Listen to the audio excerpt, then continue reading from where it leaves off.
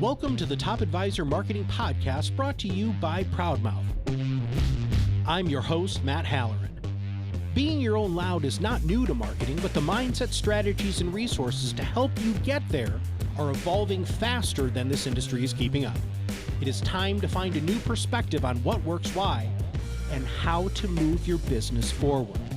Listen as I interview guests to help you learn from them how to be your own loud. Let's get to the show. Hello and welcome to another Top Advisor Marketing Podcast. In March, we did a women's panel that was very, very well attended, and also we got some great rave reviews for the guests on the panel. Dana Wilson was one of the guests on the panel who got unbelievable reviews, and I need to just tell you a little bit about her before we dive in and I introduce her and welcome her to the show. So she's the founder and CEO of CHIP, which is Changing How Individuals Prosper. Now, this is a B2B financial services marketplace that makes it easy to find Black and Latinx financial professionals, which is a wildly underserved market. Now, she was a financial services professional for quite a long time, so she's walked the walk and talked the talk. But Dana, as we open up the show, first off, welcome and thank you for being here. Yeah, thank you for having me. I got a lot to live up to on this show. Yeah, I have a feeling you're going to rise to the occasion with no problem. Tell me a little bit about why you stopped being an advisor. Yeah, absolutely. I think just at certain points in life, you kind of have those inflection moments where you start getting pulled in different directions. And there were so many times where I tried to leave the industry and I just kept getting pulled back in, and I somewhat just let go of leaving the industry, but just kind of going in a different direction. So for me, the passion for just continuing to grow my own practice and work with people in that way was just kind of dimming. And I wasn't really passionate about continuing to grow my practice. And I found myself really being pulled in a direction around focusing more on inclusion. I knew that I also love to marry that with technology. I've always kind of been that entrepreneur and creator at heart. So I was like, let me just see where this is taking me. And that is really just kind of me following my own instincts, which I've done time and time again. So it was like the first leap into independent as an advisor. And now we're leaping again into the fintech space. So nice. Always good. Always good to lean in and listen. So how did you even get here? I mean, we have such a huge diversity issue. We have a major inclusion issue in our industry, and we also have an opportunity issue. I mean, as a Black woman going into financial services, that's just flat out rare. So tell us about that whole journey, if you don't mind. Oh yeah, it was definitely accidental, which really also shouldn't be the case, right? It's not an industry, or not even an industry, but it's really on this side of industry from an advisory perspective is not one that's really talked about in a lot of different communities. The fact that you can have a really successful career, with your title being a financial advisor or being a wealth planner, or with all these different designations that come from that, it's not a career path that's really talked about and elevated as much as, investment banking and corporate finance. You'll find, there's still definitely need for increasing on those, in those sectors as well, but they're talked about a lot more. They're talked about in MBA programs, they're talked about at the collegiate level. So that's what you hear when you think about financial advisor. You didn't hear that as much. You hear a little bit of it, more now than before. It's slightly getting better, but still, it's something that for myself, I just kind of fell into by happenstance. So I graduated school with a degree in marketing and knew that's where I was going to put all of my focus. I love that creative side of things and building and pulling things together and looking at things out of a different lens, but ended up getting a job, 2 weeks after I graduated, started working in banking. And from there, I was like, hey, I'll take this job until was 15 years later. So that's kind of, what happened there. And I just fell in love with all the different aspects of learning about money. But again, it was still in the banking arena, insurance. And then I started to really get curious about what are these other individuals doing on this side of the industry? What is the financial advisor doing? These were new career paths that were being introduced to me, but because I was in the bank. So it's like I got to see everything in banking. And I was like, well, this is great. I've learned really as much as I want to learn here and don't want to go further. Well, what's next? And for me, the curiosity led me to just start reading on my own and going on to Amazon when Amazon only sold books. People forget, right? I remember that. Yeah. So, dating ourselves. But I went on there, just did a lot of reading, and then that curiosity had me to start, pursuing and really studying the industry and understanding and making the move to start to pursue that career. But to your point, there's not a lot of Black and brown individuals on this side of the industry. Even, this was really over 10 years ago. And even prior to that, my short stint in the industry, I can imagine the 60s and the 70s where you were probably literally the only one in an entire company, right? So, there's a lot to be said about that, and the fact that we really haven't pushed the needle too far out from there. I remember my first conference when I got into financial services, and I remember being on the stage and looking out into the audience and seeing one person of color out of like 400 advisors. So you, I might be putting a lot of responsibility on you to help me understand this, but Mhm. what is going on? Why is there such systemic racism? For that's what it is, Mhm. stopping, really stopping. It's not even opening the door, it's closing the door and keeping it shut to people of color and women getting in our industry. Why do you think that is? Ooh, goodness gracious. Yeah, that's a whole it's a whole dissertation of stuff. And I think it really starts with the industry acknowledging, what's going on. Sure. Outside of getting to the point where we all watched, George Floyd be murdered on TV, and finally having other people acknowledge that Black lives do matter, and Black and brown lives are important, and kind of going through this feel of things, of all the things that we have faced for hundreds of years and been telling people things have been going on, but to have it front and center, and then companies kind of coming out and wanting to have somewhat small discussions, really trying to figure out what to say. But I really think it kind of goes back to acknowledging, right? Acknowledging what has happened, acknowledging the systemic racism, acknowledging the problems that just not the industry face, but you face as a company.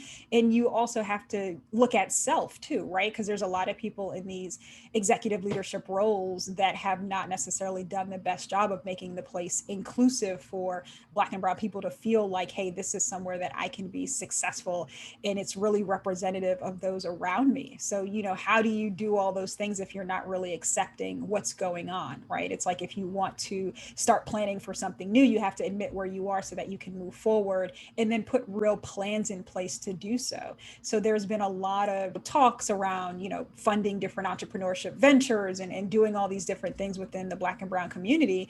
But how are we really doing that within the industry, and where are the plans to put those in place? So it's about kind of breaking down those barriers so you feel included in these different areas. Because when you're hiring, the first thing we look at is, let's get a D&I person in here to figure out our diversity issue, right? And then from there, we go straight into recruiting. And you can recruit as much as you want to, and that's really easy. But the thing you forget about is the inclusion part, the retention, right? What are you doing for people who are already there? And for those that you are recruiting in, what's the plan as they continue to mature throughout their careers? Because they're going to see that when they get to a certain point, their career stops, right? And I look around the room and there's maybe one or two, maybe three of me, and I start to see that over and over and over again the longer that I'm here. And then I look up even further and I'm like, well, there's barely anyone in middle management, there's no one in the C-suite. So I need to either I'm going to accept that and try to break the barriers myself and get in there, or I'm just going to leave. And I think, we have to be able to acknowledge and then put people in places that are at the C-suite level, that are at this executive level, so that there are people at the table who can bring others in and start to break these barriers. Because you really do have to see people in higher places than you, or see your peers there, to even, start the conversation. But there's so many instances in this industry where, you go to conferences and they're talking about diversity inclusion, but there's no person of color on the stage, Yep. right? So you're talking from a point and experiences that you haven't experienced, or don't acknowledge, and aren't really ready to have the real hard conversation about it. So there's definitely so many responses to that question, and so many things that need to be done for professionals of color to be invited to the table in a way that is actually reflective of where we should be. It seems even a pipeline issue. I mean, you go Oh back yeah. even from the recruiting perspective. If you look at the participants in programs, um, I was talking to one of our clients who has the majority of his clients are Latinx. So he's by it's actually he's trilingual, Mhm. but he's focused specifically on Spanish speaking people here in the States. And he's like, Matt, I can't keep up. Like, and I can't find really anybody to help me because there hasn't been anybody who has the education level that I need coming up through the pipeline. And right now, I just flat out don't have the time to literally train somebody from the ground up. How do we and how do you, with what you're doing right now, how is your efforts going to help change happen? Sure. It's really about bringing us to the forefront. For so long as consumers of financial products, and then also as individuals and professionals within this industry, we've both been kind of ignored and unseen. And I think that we also have to come to the table knowing that we need to be represented on both sides. So you have to understand what's going on in the consumer's brain, and also bring them up, not just educationally, just bring them into the fold and look at them as wealth creators and wealth generators. There's still so much stigma and stereotypes around Black and brown individuals who walk into banks who are not looked at as being that private wealth client, or being able to invest in certain things. So we're not talking to them about it, we're not engaging, we're just kind of like, okay, well, this person isn't probably the person who's a client of mine, or who can even be a client, so why waste my time having the conversation, not knowing that this person maybe just exited a company and have got a lot of money in the bank, or you're making so many assumptions based on their skin tone, or maybe what they're wearing, or because they're not driving some sort of car, they didn't pull up in some sort of fashion. And even if they did, there's also some stereotypes that come with that, right? And on the professional side, it's about the visibility. We have to be seen. We need people to know that we exist, because a lot of individuals don't know where to find us, don't know that we're even in their backyards. Or now the beauty of things is that people are realizing that, hey, I can work with a professional, a financial professional who I really like, who might be 2 states over, or 3 states over, or even maybe across the country, if that really works for someone and they build a great relationship. But they can support them, and we have seen that work well through COVID, where professionals are also being able to expand their businesses in their footprint across the world, right? Where we before felt so limited in one particular state. So for us, it's about ensuring that these professionals are seen, their voices are heard, and allowing us to really tell our own stories of how we got into the industry, why we're here, the types of clients that we really want to help, and ensure that we're looked at as experts, right? Half the battle is us not still being looked at as professionals and equal partners. I had heard this when I was interviewing a young woman in financial services, and she was talking about one of the things with diversity and inclusion is understanding that the long-term goals and wants of people of different creeds, cultures, really, with socioeconomic status, upbringing, all of that sort of stuff are really fundamentally different. How do you help solve for that? Yeah, it's super different, right? You have first generation people who are coming to this country who need to send money back home, and then you sit down with an advisor who may not understand that or doesn't look like you, and they're judging you and telling you to stop doing that, and they're not understanding that, hey, this is a part of my personal financial portfolio, and this is something that I not just only have to do, but I want to do for my family, and they're non-negotiables. And when you're able to sit down and talk to someone who understands it and says, hey, I went through that too, or I'm doing that too for my family, the conversation changes, right? You don't feel like, hey, I have to come in here and show up and be someone else while I'm having this conversation, and be scared to ask questions because I don't want this other person to look down on me. And that comes from, no matter what your socioeconomic background is, you could be making you know modest salaries to 6 figures and 7 figures, but we still walk into these rooms very hesitant about the person that we're going to talk to, because we feel like we have to be extremely educated, especially when you're Black and brown, especially when you're first generation, because you don't want these already existing stereotypes and judgments to be placed around you, to the point where you don't really get what you need from these meetings and these conversations. So for us, it's about really letting people know that this is that safe, authentic space for you to be who you are, and be who you are financially, and no one is going to judge you. And there's plenty of professionals who look like you, who are working and who are doing the work, who will help you no matter where you are. So whether you are consider yourself affluent or you're kind of getting to that point or you're just starting out, there is literally a financial professional for everyone. And we really do feel that way about Chip. And we know this because we see this, and we know each other. We just have to make sure that everyone else knows this as well. Well, let's break that down a little bit more. So let's talk about Chip, what it is, how it works. Let's get a little bit deeper into that, please. Oh yeah, absolutely. So when someone comes to our platform, mostly a consumer, they fill out a very quick questionnaire, standard questionnaire about, their goals, where they're located, the type of person that they might want to work with from a pronoun perspective. And, based on that information, we get them their best fit from a financial professional perspective. So our goal is to really help them build out their team. So if you're looking for someone who is in a traditional advisor role, a wealth planner, accountant, tax professional, we're now onboarding attorneys, and we'll continue to onboard different complements within our platform for people to really start to build out these financial teams, which are so critical. And a lot of times we don't have all of these individuals at our disposal within our community. So we make it easier for them to find these individuals and then to begin working. We also help them set up their first phone call or video meeting with them, and we feel like that's important to at least set the stage to start the conversation and then to move from there. If I am an advisor and I want to be involved in this, or if I'm an accountant, or if I'm an estate planning attorney, a mergers and acquisitions person, I mean, the plethora of people who could be involved in this. What do I need to do? Like, how do you vet me to make sure I'm on the up and up?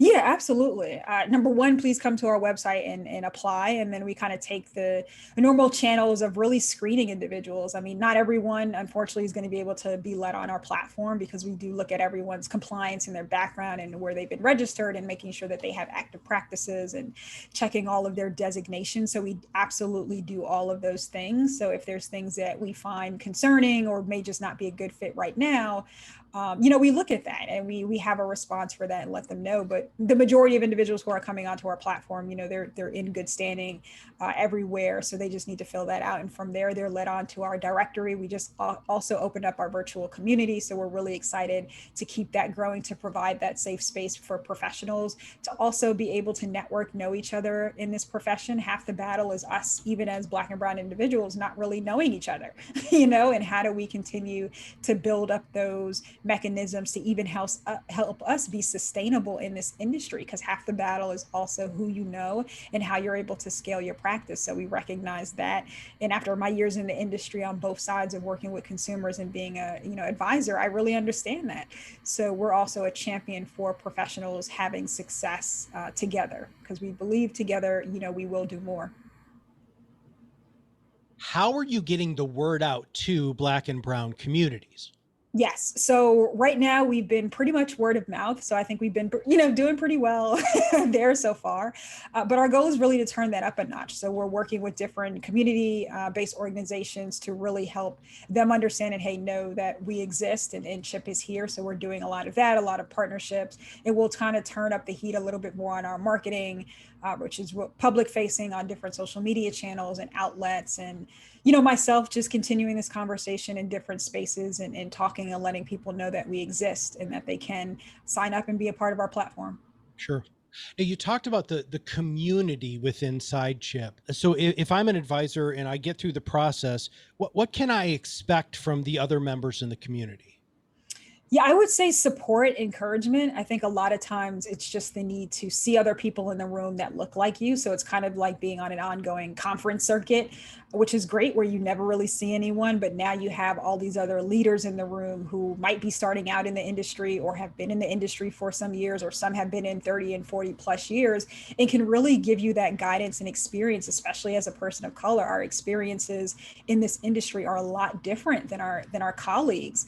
And, we have to be able to set each other up for success. And I think that's how you do it, is on community. It's about sharing experiences, whether that's practice management stuff or really just about life. How did you do this thing, or how did you handle this conflict when, you were maybe thrust into this environment and you had to really prove yourself as a Black professional. There's so many things that we have to think about as professionals, and also adding, our skin color to it, that people sometimes feel like isn't a big deal, but it really is, and it makes a difference when you can have those conversations and not feel judged or feel like you have to show up or have that safe space to even ask that question that's been on your mind for so long.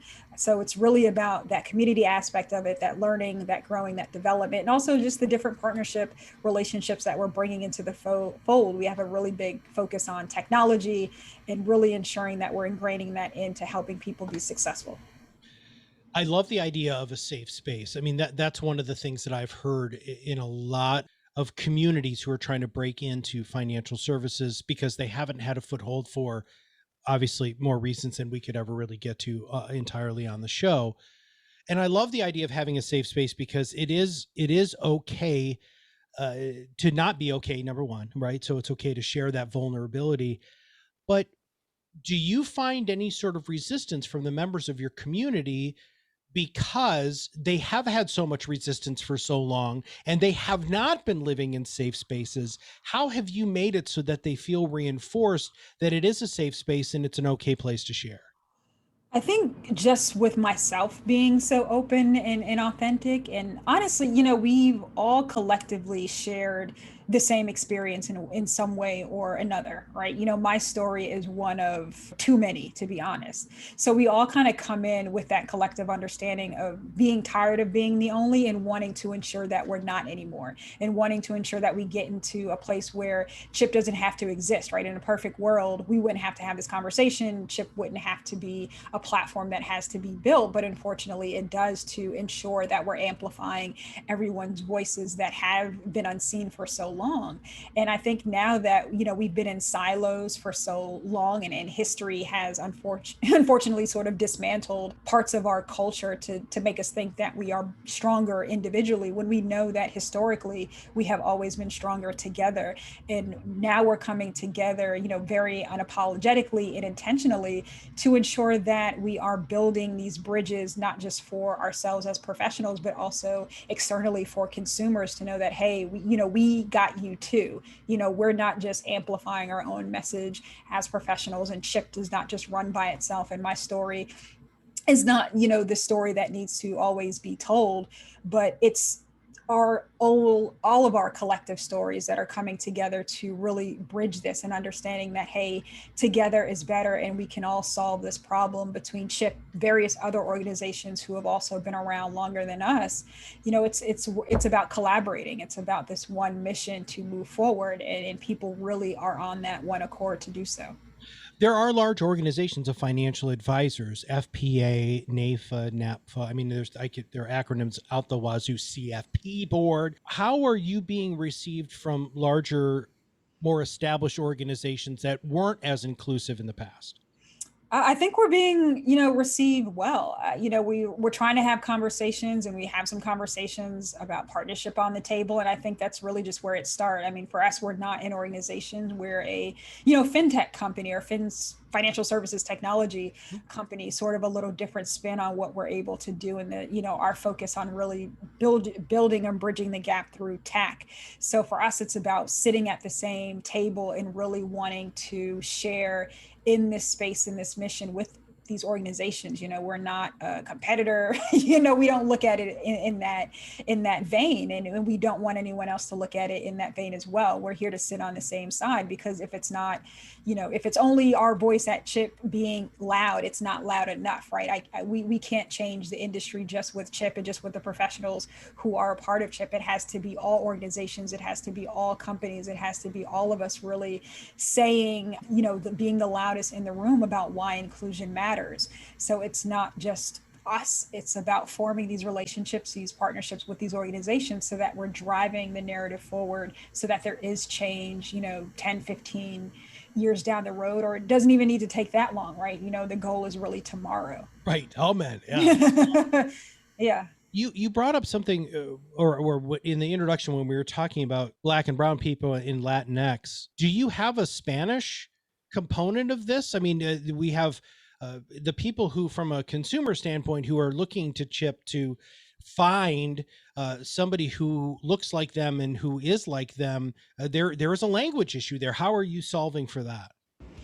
Yeah, we haven't dove it as deeply as I want to and as we plan to really bridge out more of the language barrier. But that's definitely something that we want to work out as we start to move forward, because that is half the battle, right? Is making sure that you find people who speak your same language, your same dialect, not just in the Latinx community, but from these Caribbean communities, African communities, right? It's also lovely to find someone who's from your, your hometown, so to speak, right? Who speaks your language, who understands your entire culture, right? Within the Black American community, there's so many different cultures Yeah. within that. Same thing with the Latinx American community. There's so many different cultures and dialects within that, and all of those are important, and all of those need to be represented.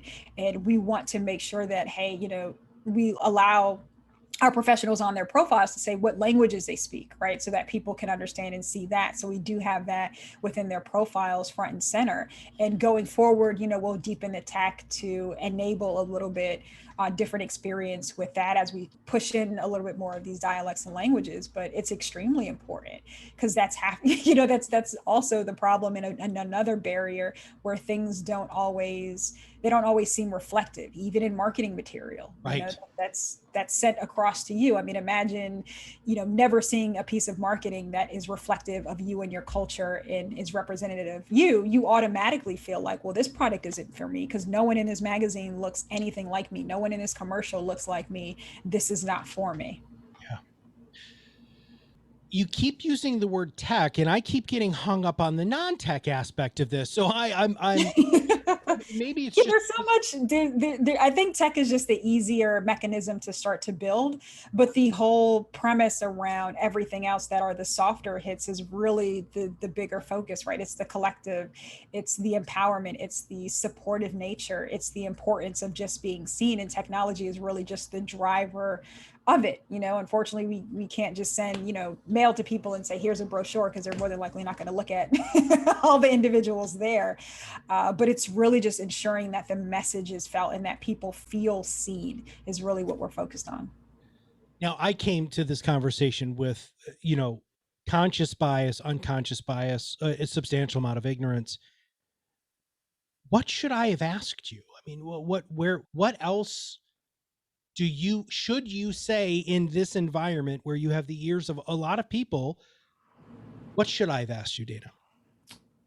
I think not so much of a question, just more of a statement of be kind, right? I think as humans, we have somehow forgotten how to be kind to one another, and how to not only just push our own agendas and our own thoughts in the way that we were raised on others, but really take a step back and look at ourselves, and then look at this other person's journey and really try to understand it. I mean, you're never going to be able to put yourself in their shoes if you don't necessarily have walked in them. It's really a hard thing to understand what it means to be a Black person in America, to be a Black man, to be a Black woman, if you've never actually been one. You can only empathize, but I think you also have to be empathetic, and you have to be kind, and remember that at the end of the day, we're all humans.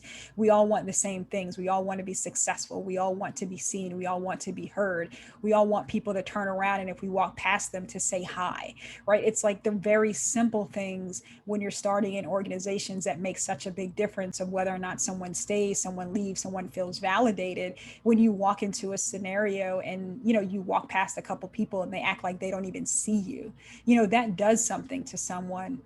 It tells them that they don't matter. It tells them that they will, might never matter at this company. And it's one thing to have it from your peers, but then also probably executives when you're having these conversations, and it's just kind of, you're continuously getting glanced over and looked over for promotions, or whatever the case is, or just being in a space where you can share authentically. We have to be a little bit more empathetic in this environment, and just in general as humans.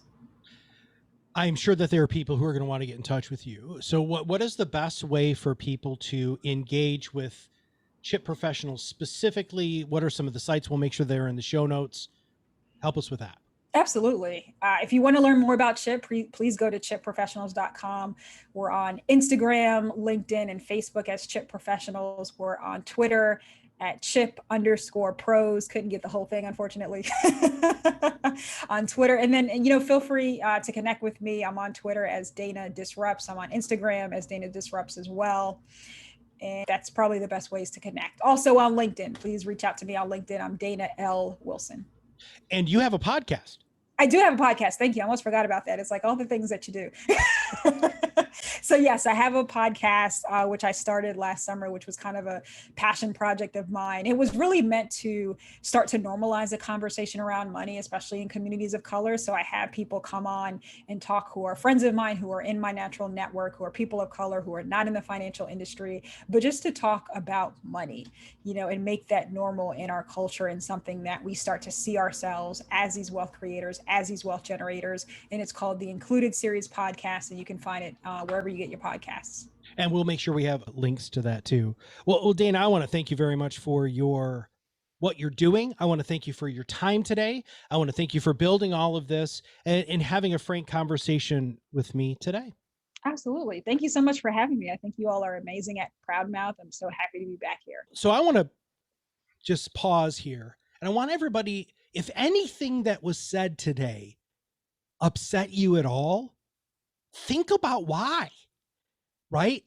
Just shut up and think about it, right?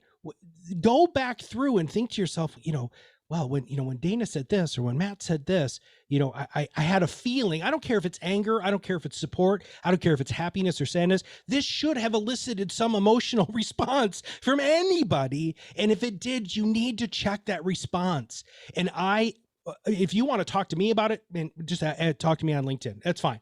These are conversations I am very willing to have, understanding that I don't know myself from Adam and a lot of this stuff, but I know how I feel as, the old white guy in the room, right? And looking at the fact that everybody in our industry just kind of looks like me, and how much we're missing, everybody, how much wisdom, how much experience, how much perspective, how much we're missing because we have not been diverse, nor have we been inclusive. And I just want to leave you all with that. And of course, please make sure that you follow Dana L. Wilson on LinkedIn. Go to chipprofessionals.com.